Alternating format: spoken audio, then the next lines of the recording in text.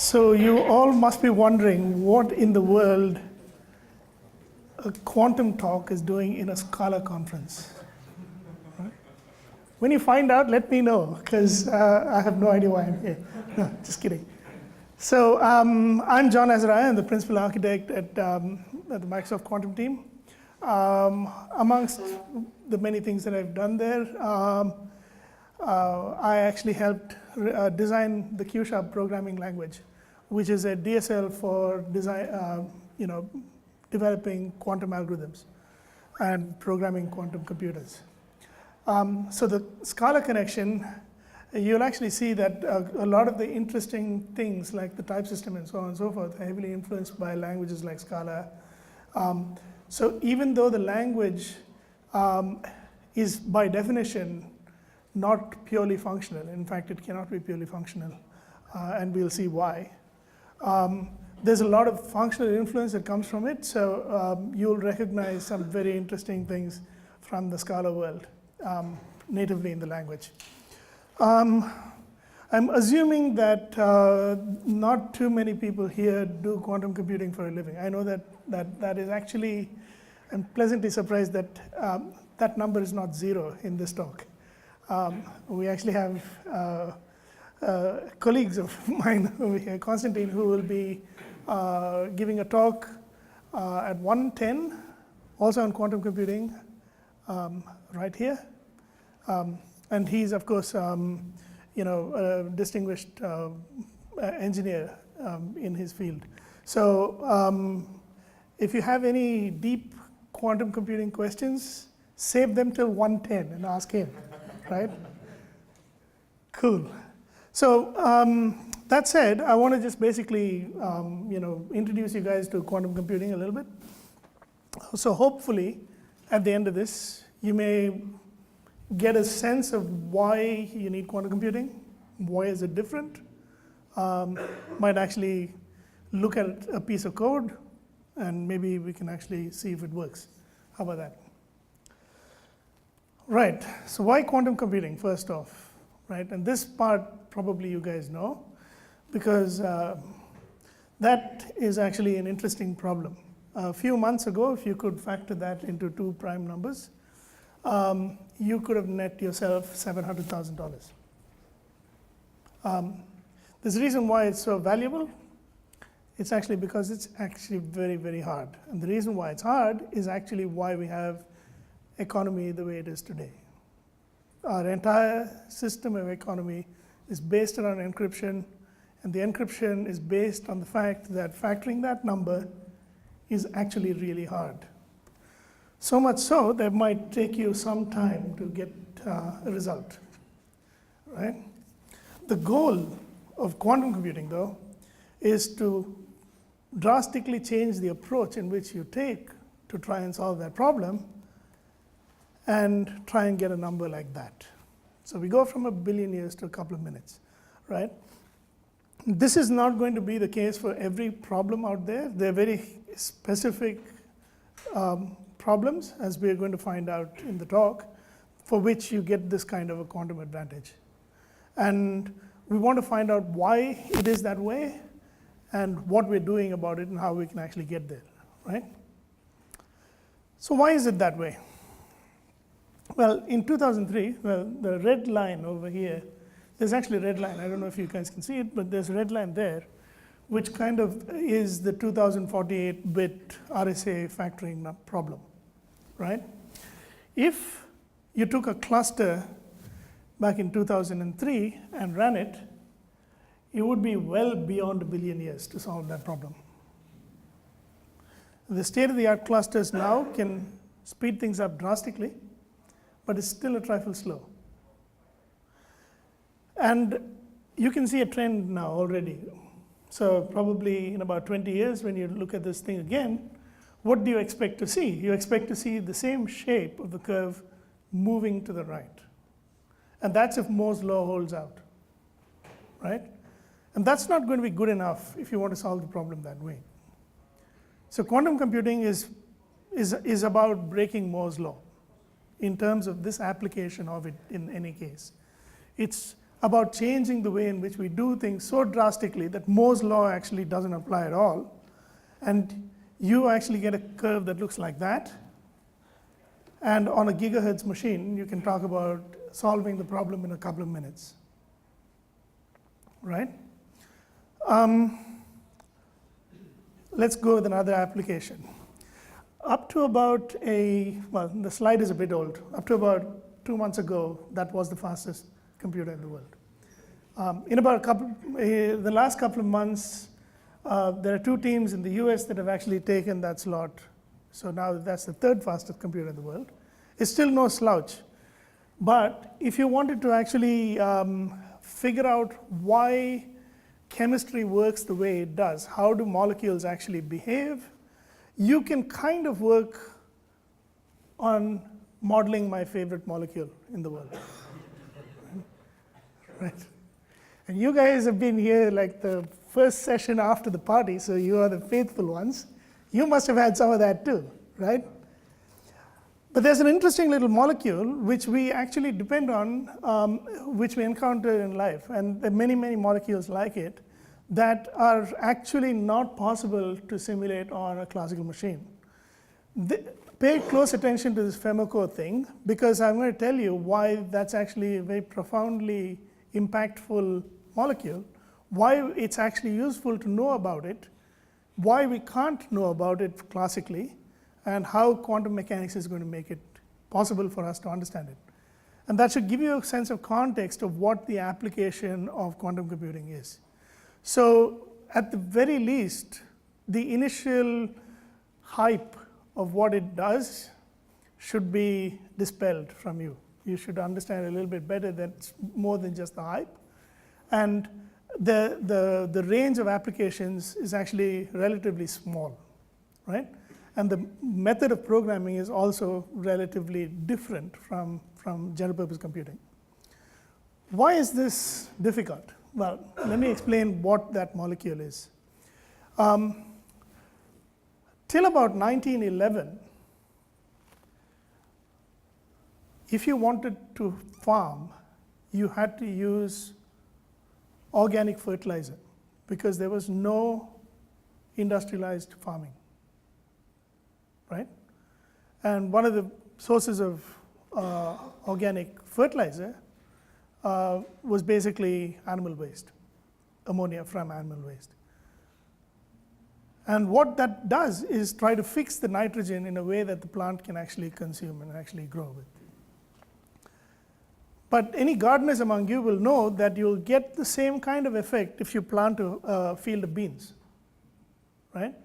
Because what's happening in the field of beans is there is actually some parasitic nodules on the root of the bean plant, right? That don't actually belong to the bean plant, but they just grow on there.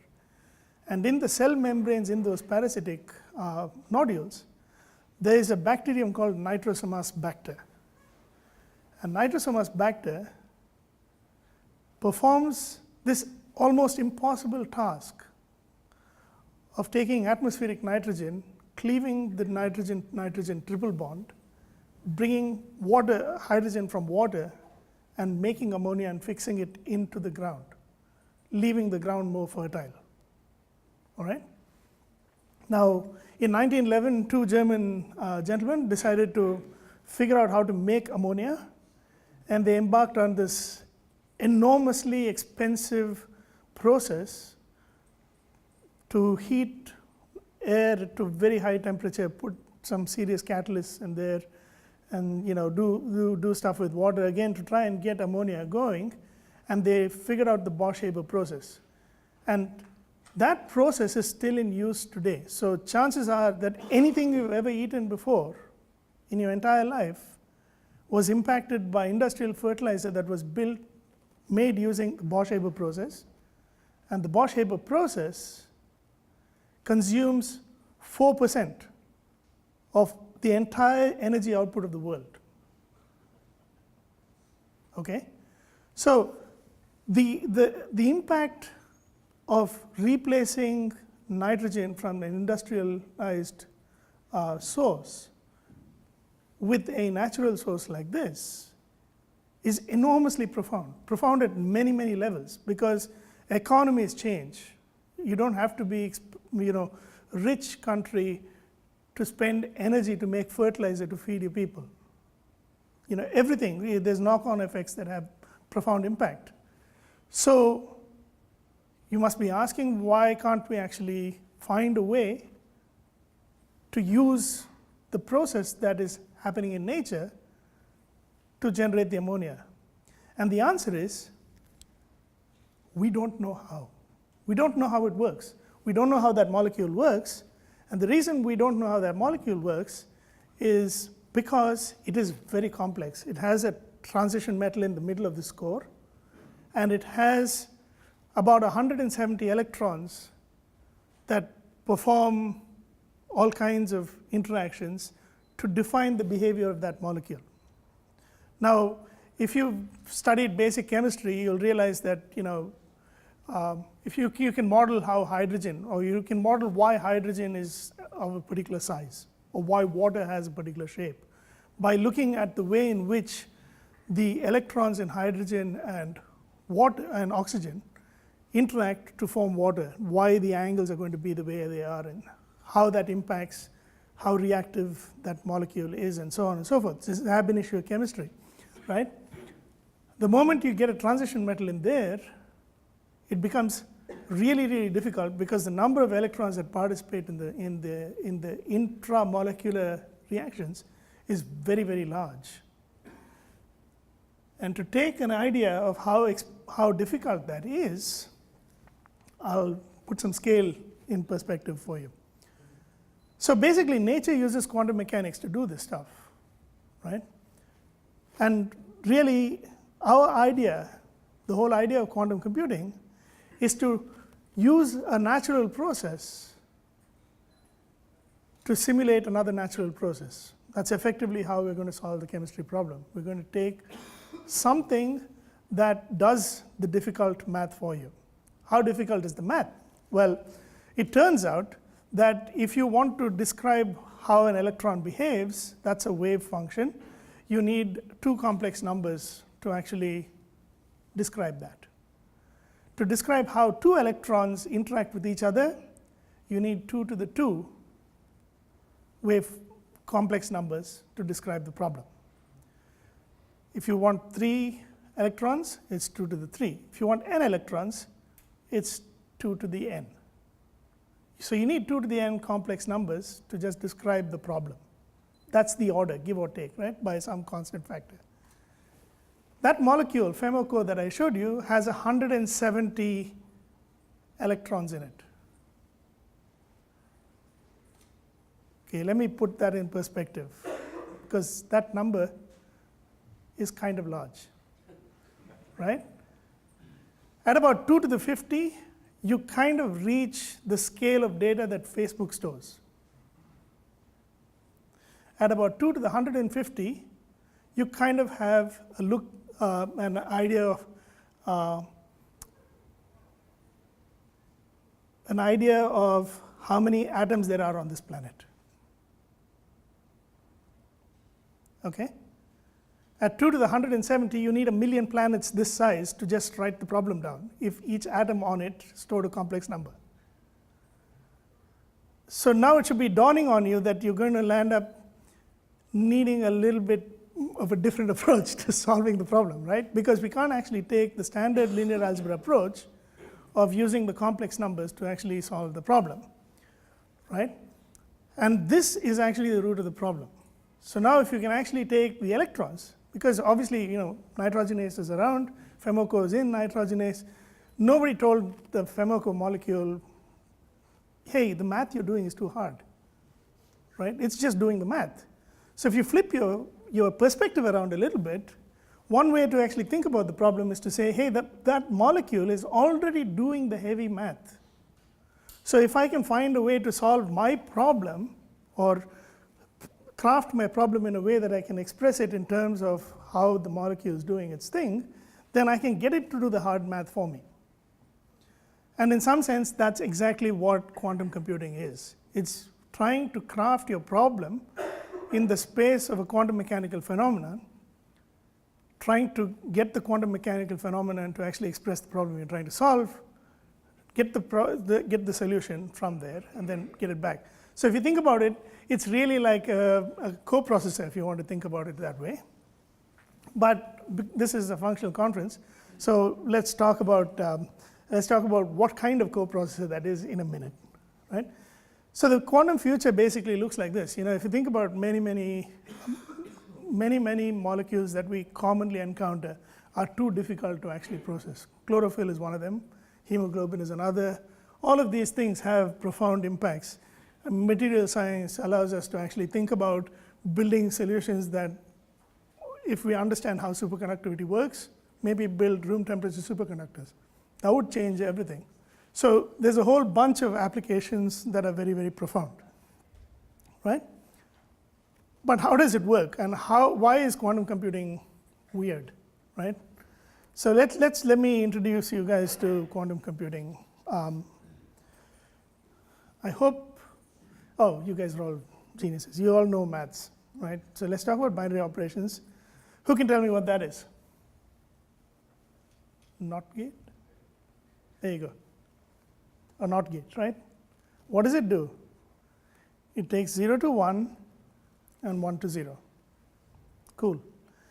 Now, I'm going to do something slightly different.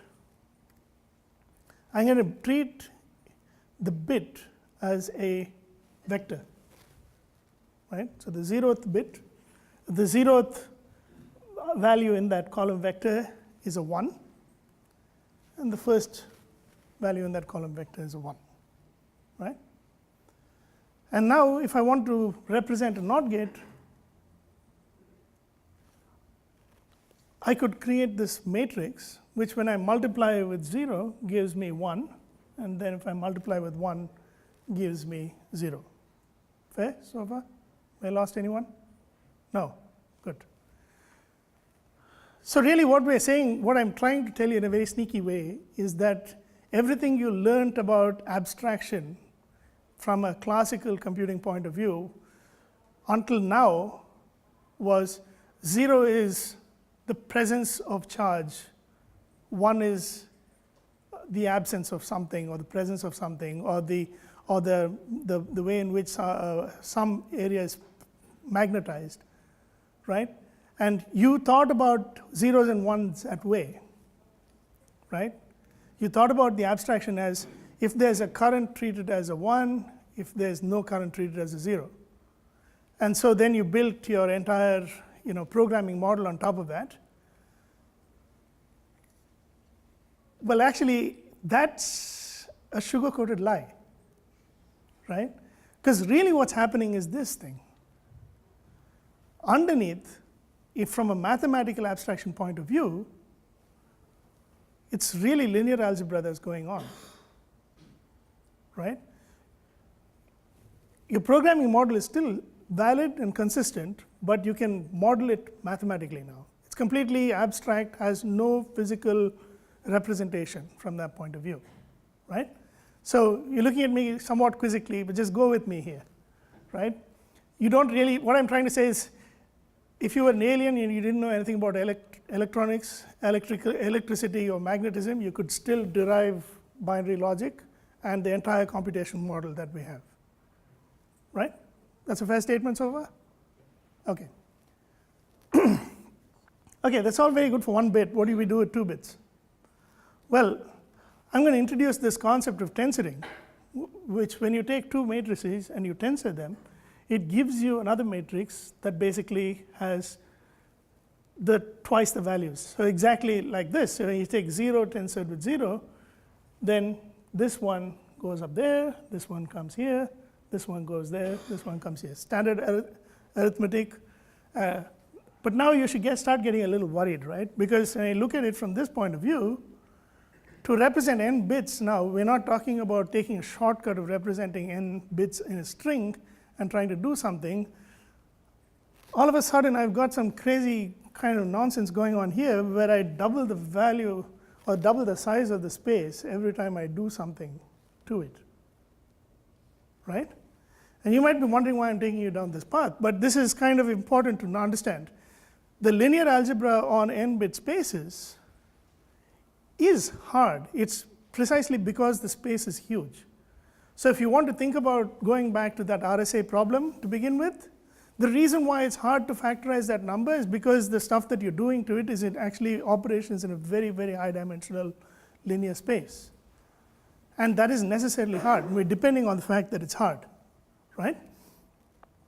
But I don't like keeping writing that down, so I'm going to give you a little shortcut notation. This thing is called Dirac notation, and you can basically treat it that way. So a 0, so now we're back to the familiar bit string. This would be the bit string that you're talking about, but it's a notation that we can kind of use to shorten the way in which we talk about stuff. All right? So your unease must have come down a little bit by now. Let me make you more uneasy now. What happens if I make that number a complex number? Right? So at the moment, zeros and ones are all real. So what that means is they're on the real line. And to me, all that is that it's actually a special case of the complex plane where you haven't left the axis. But the math still holds, right? I can still do that, and I can still do the same matrix multiplications on that complex number and get back the same results. But here's the fun part. What if I told you that there are more numbers than 0 and 1 that you can compute with? Right? So imagine I took a single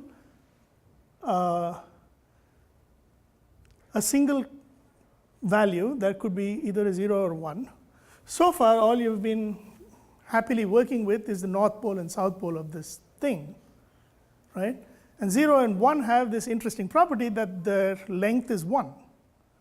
So if I now look at all possible complex numbers whose modulus, the length, is 1, it would actually be a sphere in 4-dimensional real space, right? Each point over there. We're kind of cheating on this because these two don't have an imaginary piece. So we're looking at just those two ends of the sphere, and we're kind of making ourselves happy. But a point over here on the equator, if you want to think of it like that, actually has a complex component. What do you think happens when you apply the same matrix to a point over there? It works. Naught still does the right thing. It still flips the values up and down the way you expect it to, right? So if I did that, I took a state that had alpha and beta, and I set it to be that way. Then when I ran the matrix on that, it would actually flip alpha beta to beta alpha, which is exactly what you expect. But now, let's look at it a little bit more. There are more operations that I can do on this as well. So far, all that I've had is the one NOT gate, which basically took the north pole to the south pole and south pole to the north pole. But there's a whole ton of matrices that I can now apply on this thing that effectively take a point from anywhere and move it to any other point on that sphere. Now, imagine I had a big beach ball over here, and I put a dot on one side of the beach ball, and I wanted to take that dot somewhere else. What would I have to do to the beach ball to make that happen? Just rotate it. So it turns out that all the matrices that actually operate on qubit space are simply unitary rotations. They don't change the size of the matrix because they're still at the surface of the sphere, but now I'm rotating it all over the place.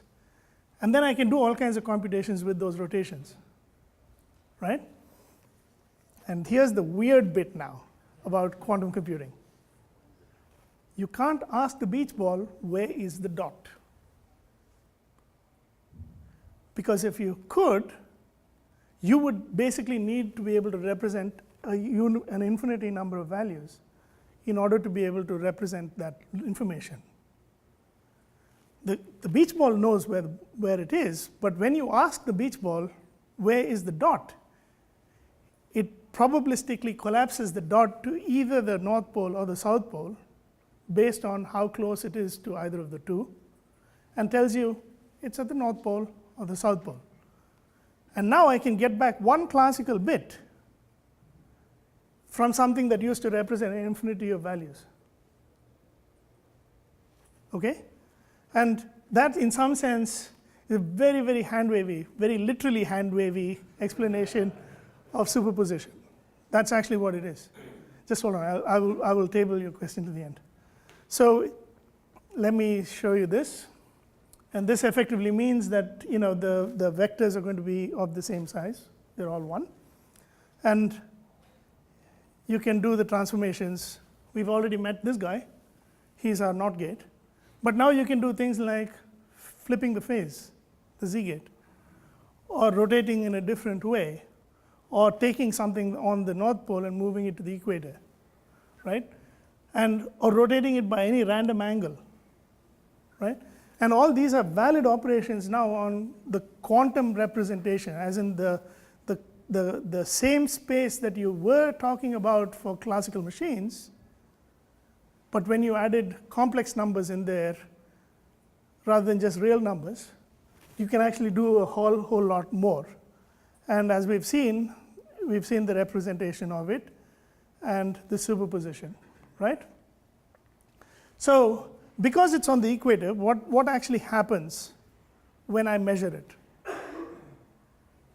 Well, it either comes back to the north pole or the south pole, but it's on the equator. So which one is it more likely to come back to? Equally. They're both equally likely.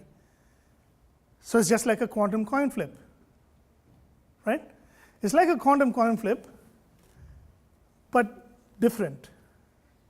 Because I'm going to show you, this is where stuff goes really, really weird. And I'm going to show you that bit in code. This is, think about the quantum coin flip, just hold that in the back of your mind. We'll come back to it and take a look at what makes it weird, okay? But first off, what does a quantum computer look like? It does not look like that. That is a fridge. A quantum device sits at the very, very bottom of that fridge. And remember how I told you that when you have to harness quantum mechanical phenomena, you need to somehow make it so that it's able to actually represent the problem you want to represent. And one way of doing that is to remove all interaction with its environment. Ideally, you want to remove all interaction with the environment except for the time that you want to measure. But that's actually near impossible to do, because any interaction with the environment is effectively measurement, right? But one way to get there is to kind of chill the thing down. How cold? Well, the warm end of it is at 300 Kelvin. We sit there with, I wear a sweater, but I sit there and write code, right? But then we send the instructions down to control hardware that sits at about 4 Kelvin, because CMOS kind of still works at 4 Kelvin, right? And down at 15 millikelvin or so, which is 15 thousandths of a degree above absolute zero, you'll end up having the situation where stuff starts slowing down and behaving in a way that you can actually sort of harness the quantumness of it. Now, there are many, many techniques to actually get qubits, the actual bits, the transistors, if you want to call them the equivalent of transistors in quantum computing. There's many, many approaches to get qubits that will actually show you the behavior that you have of being able to do superposition and entanglement and all the other kind of fun stuff that they do, right? But basically, Microsoft is working on trying to build the whole stack. And my contribution, along with my team, is to sort of build the language in which you can write the code to run on the quantum computer. Now, this is by necessity like a coprocessor. And remember how I told you this is a functional conference, so we'll have to figure out what kind of coprocessor it is. It is, in the truest sense, a monadic coprocessor, because you actually cannot look physically at the data inside the quantum space at all. By doing so, you will destroy the data that you have. So it's only natural that any language that purports to actually sequence instructions to this space, you have to design it with that in mind and then lean on your traditional functional programming experience to effectively build a monadic sequencing approach, which is actually exactly what Q#, the language, does. So if you actually look at Q# and you look at the value of a qubit, it doesn't exist at all. The qubit is just an opaque identifier of something in there that will do the rotations and whatever it is for you. And now you write sequences that effectively get translated into, hey, please rotate this by pi/4 or whatever it is, and then you trust that the thing in the quantum space has actually done what you needed to do. So it's a physically realized state monad. How cool is that, right? Now this whole thing, obviously, the language in which you express what you need to do to the qubits is very different from the language in which you're actually writing the rest of the code. So you can write your code that runs on the classical machine classically, and just like you write CUDA code, but instead of writing it in C++, where you'll end up having type conflation and all of this other stuff, or indeed Python, where the types of the stuff that you want to do, the operations that you want to do on the quantum device, actually collide with the types that you're describing the quantum computation in. We created a completely new language with a completely independent type system that allows us to reason about the Q# code and optimize it. So now we can look at it as the inside of a Scala for comprehension, but instead of just running it, we have access to that code. We have a compiler effectively that looks at that for comprehension and says, hey, you're applying these two rotations, that's really equivalent to not applying anything at all, so I'm just going to remove those two. And the closest you'll get to is kind of like a free monad, where you can actually look at the sequence and then try to do some optimization on it. But this is so much more, because you actually need whole program optimization, which you can't do with a free monad, right? And that's kind of why we've done what we've done. So if you go down and get the quantum development kit, you can actually get the simulator, which does the linear algebra for you with the quantum numbers and everything. And on a decent laptop, you can get to about 30 qubits. On a cloud solution, you can get about 40 qubits, right? But everything gets doubly slow and doubly expensive at that point for every qubit that you add, right? So at some point, eventually, you will get the quantum hardware. So the simulator and the Azure simulator basically do the thing using traditional math, and the quantum hardware will eventually do something interesting with the actual quantum device. So I recognize a couple of electrical engineers here, so this might actually go over well with them. This diagram is actually traditionally how we used to define circuits for doing quantum computation. So each line over here going up to down is a set of qubits, and from left to right is time. And you have the various operations that you want to do on each qubit. And it turns out that if this circuit is actually very popular, it's the circuit that takes values from one qubit and makes the other qubit the same as the first qubit's value. And the reason why this is important is because there's this mathematical theorem that says that you can't simply say let A equals B.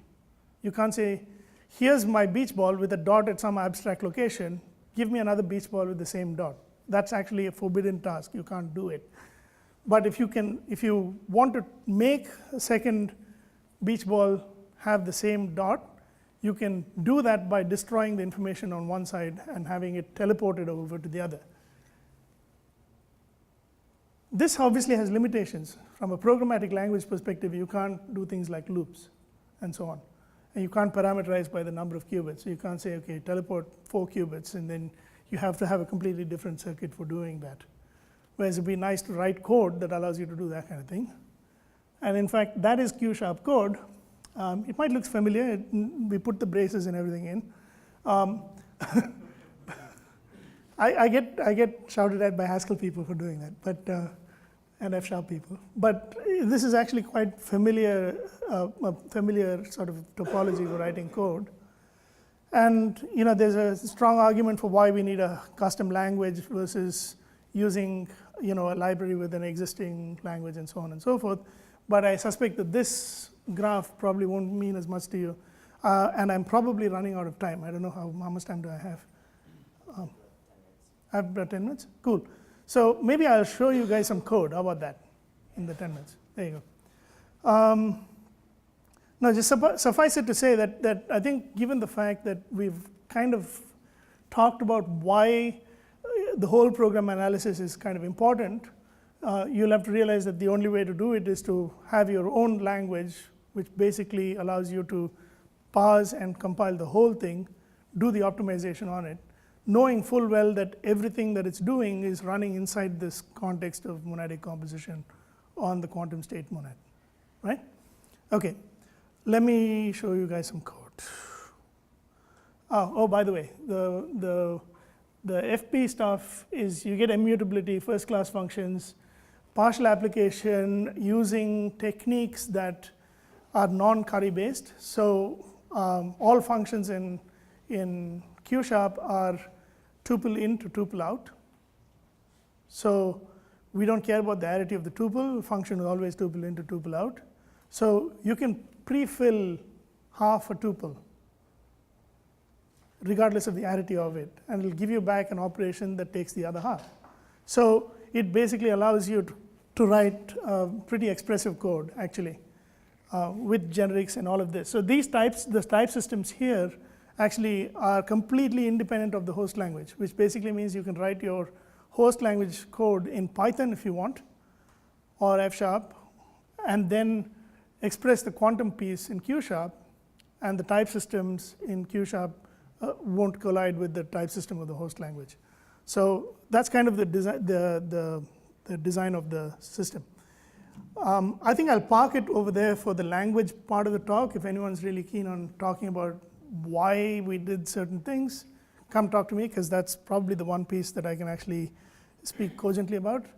As I said, if you have quantum questions, wait for Constantine at 1:10 after lunch and ask him all the questions. I'll be here. So let me see. Right.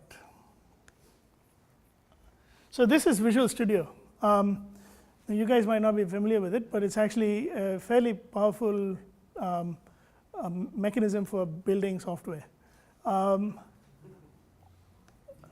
Microsoft has skills in a few areas. One of them is actually building languages and some tooling around the languages. So if you want to actually write code and do interesting things, you can actually do it in this ecosystem. So the driver code for this piece of code looks pretty much like this. This is written in C#. And what this is going to do is take a function, which I want to test the weirdness of, and I want to run that function 1,000 times, collect its result, and then group it into a dictionary and return the dictionary, or at least just print out the dictionary. So that's really what this function is doing, right? And what I'm going to do is I'm going to do 3 different tests. One is the single Hadamard. Now this is where the quantum weirdness is going to start showing up. The single Hadamard, as you expect, should take something that starts at 0, moves it to the equator, and then when you measure it, sort of equally distributes going back to 0 or going to 1, right? That's your quantum coin flip. We're going to find out what happens when you do 2 Hadamards in a row.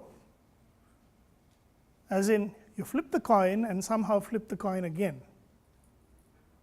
while it's being flipped, right? Effectively, you do that and you flip it again. What do you think happens when I put 2 rotations of Hadamard in a row? So from the weirdness part of it, what do you think happens if I flip the same coin twice? You get the same distribution multiplied twice over, right? Well, this one's not going to work like that. and we'll see what that is, right? And then I'm going to do one more interesting thing. I'm going to flip the coin, look at it, and then do it again. And do you think that should change the behavior? You only say yes because I've kind of led it on that way, but I'll tell you why it changes the behavior like that, right?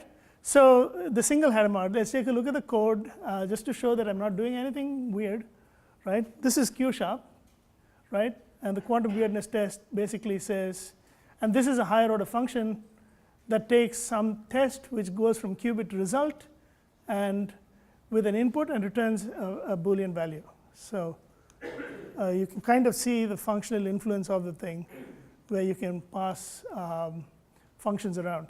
And the quantum weirdness piece basically says the first one's the single Hadamard, which simply does nothing except Hadamard the qubit and then measure it. And the double Hadamard is Hadamard the qubit, Hadamard it again, just measure it. It's about as simple as it's going to get, right? And then I'm going to ignore its measurement, but I'm going to measure it.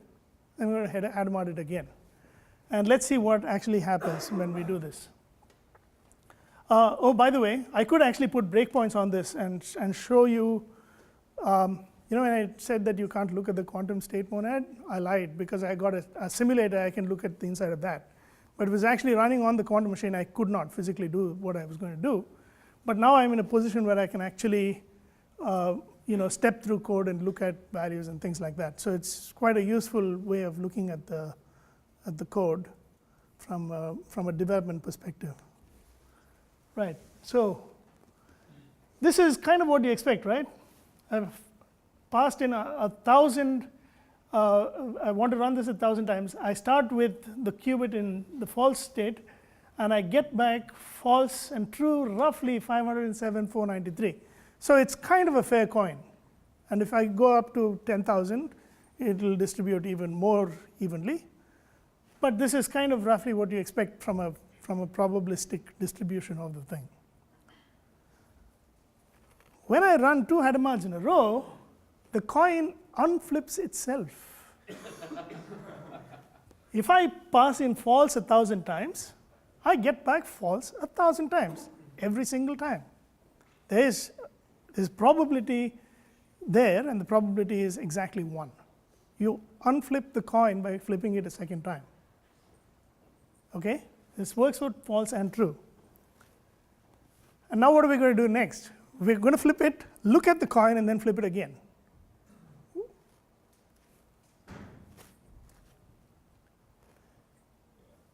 And we're back to being random again. So this is actually kind of one of the reasons why it's a little hard to get intuition for what your code should be doing if you don't really understand what the mathematics behind is, right? And you'll lose track of that mathematics fairly quickly. Like after about 2 or 3 qubits, the vector spaces are too large for you to get an intuition for what's going on, right? But when you're talking about 170 qubits and you want to look at, hey, this molecule has these things doing what it's going to do, you literally cannot write the problem down because the matrix is too large.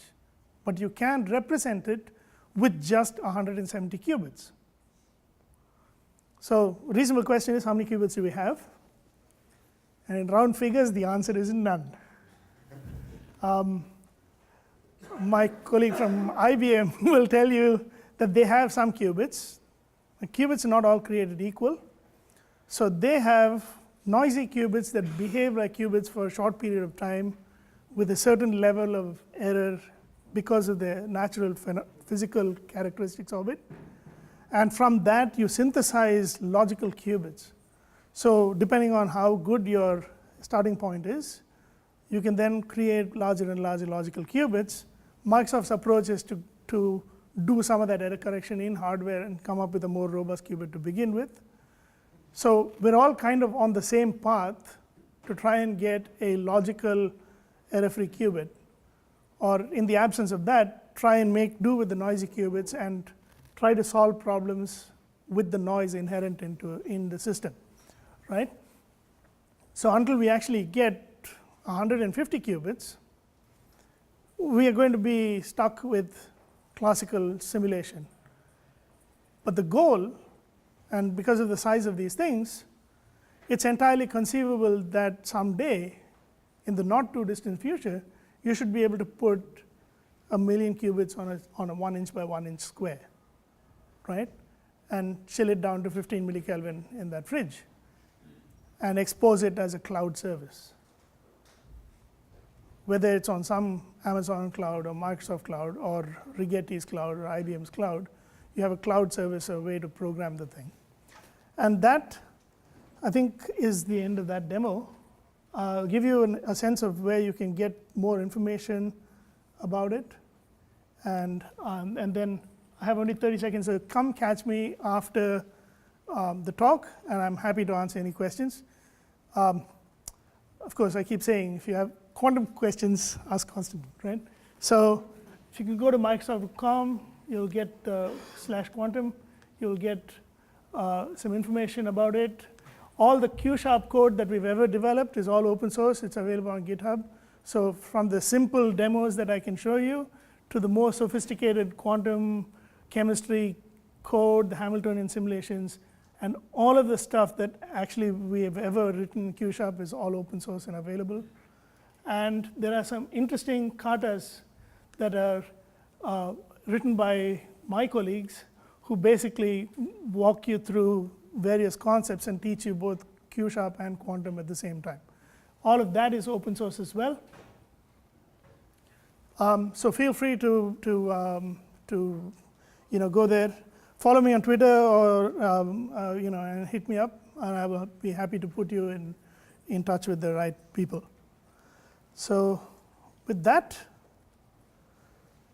I will say thank you for your patience.